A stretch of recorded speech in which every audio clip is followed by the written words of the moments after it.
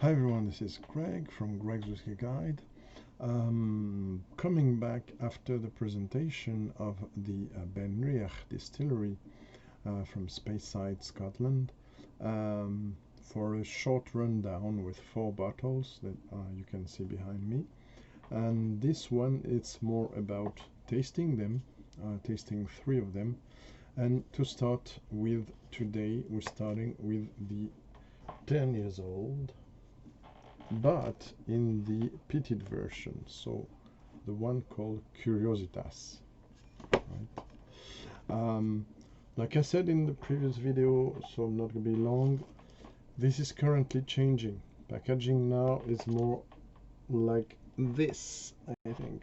Whoops. So you see quite a change. But you still can find this on the shelves, and I still recommend it as one of the best 10 years old in the market. This one is a special version, and it's not like your regular 10 in the sense of it's a combination of 3 different types of casks. So virgin oak, toasted but still virgin oak, bourbon, and rum casks. BENRIACH often uses rum casks and does some marvels, for instance with the previous 15 years old dark rum, which I like a lot but couldn't get me a bottle. They're on a regular basis do special releases, limited releases with even older dark or other kinds of rum cask finishes. They do a lot of finishes. In fact, it's really very hard to keep up with the finishes. But for this one, what is interesting is that we have, like we say, continental peat. So it's a bit drier, it's less fat, less oily than the Islay peat.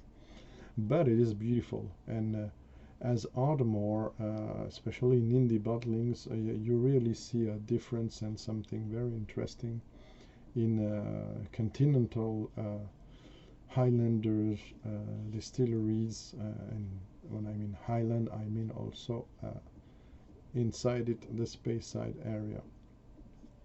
So yes, so one of the best 10 years old in the market in my opinion, along with the BROWN-FORMAN 10, Springbank 10. What else did I miss? Is the only Ben Nevis 10, right? Okay, so we're gonna try it, and I'm gonna give you my impressions about it.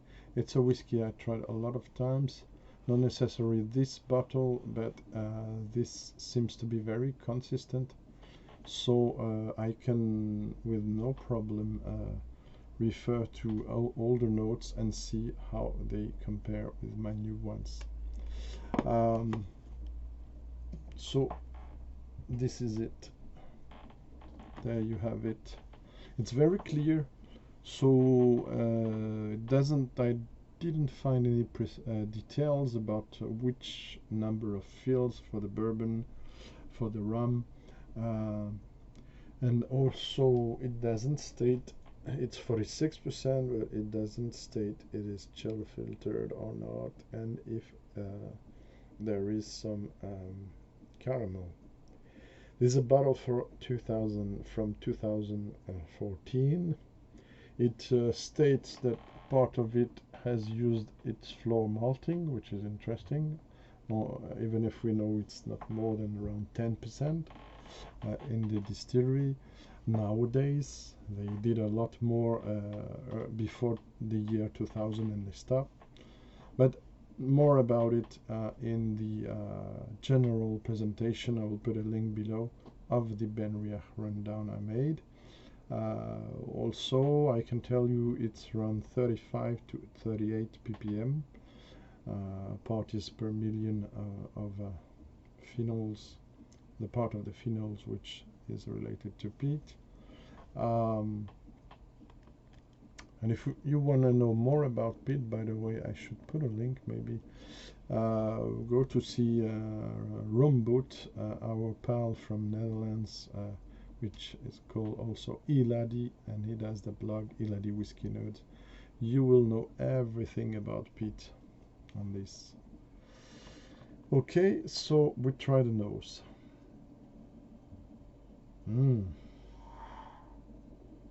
I don't know if in a blind tasting you can mistake it for an Islay, but it's not so far, despite all I said before. This is lovely, complex bouquet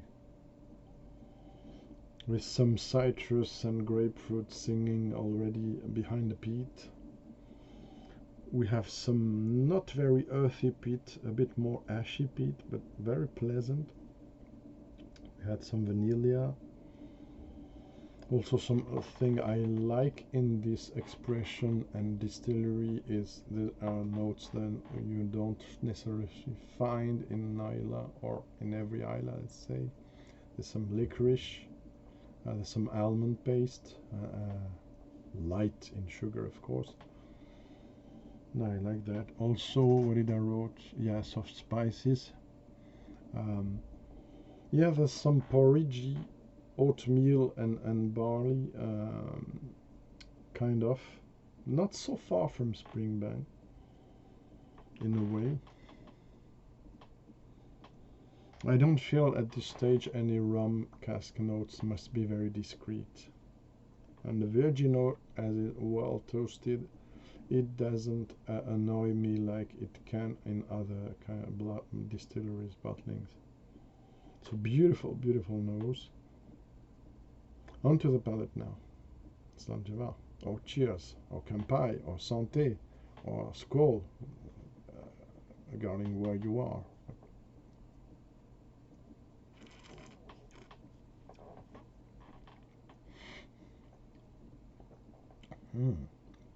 Oh man, it's good. It's very good.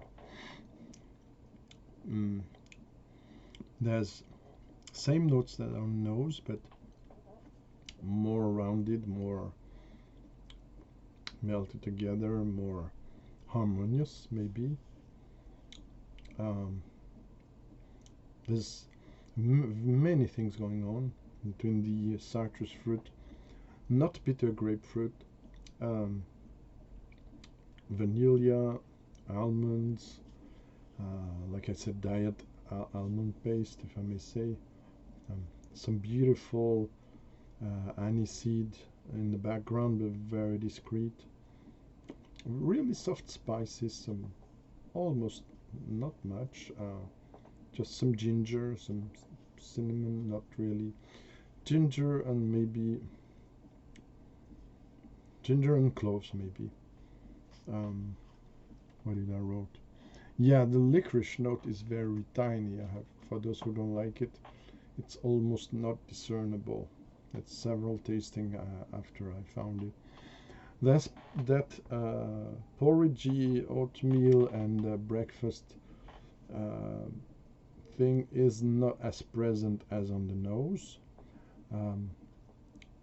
It has something dry regarding the peat. It's moderate peat.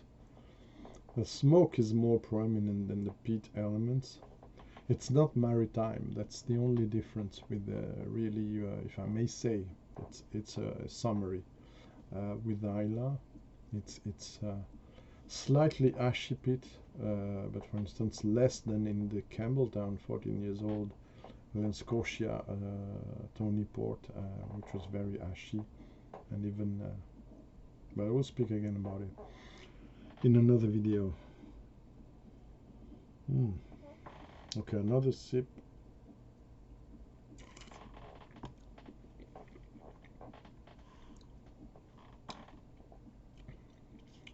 So like I said, what is impressive is the balance, complexity, which leads to something finally simple, direct, moderate, and very efficient, very pleasant. You almost do not feel it's 46%, maybe 43 ABV. Really, this is a lovely, lovely whiskey. I'm gonna try a few drops now of water, mineral water, mind you.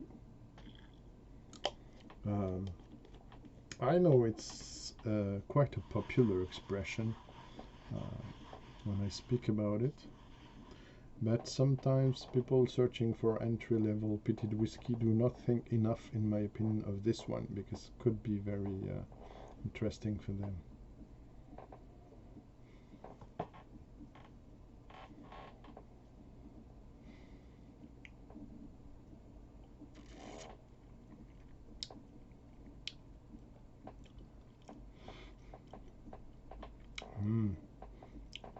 The vanilla, almondy, and slightly citrusy side of it.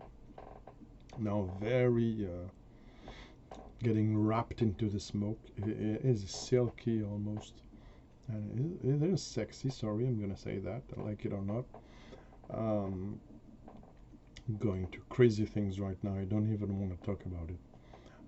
I understand some points, but for others, I don't agree. I didn't want to talk about that. Why am I talking about that now? Okay, forget about it. But yeah, this is sexy, and this is my feeling, and I don't have to be ashamed of it. And I'm not insulting anyone, woman, or else saying that. Sorry. And I'm not GM. Thank you. Ooh. Now there's something, even the smoke gets a bit, there's some ozone in it. Not creosote, but ozone, something ozone-ish. Strange. This is really, really a treat of a whiskey, honestly.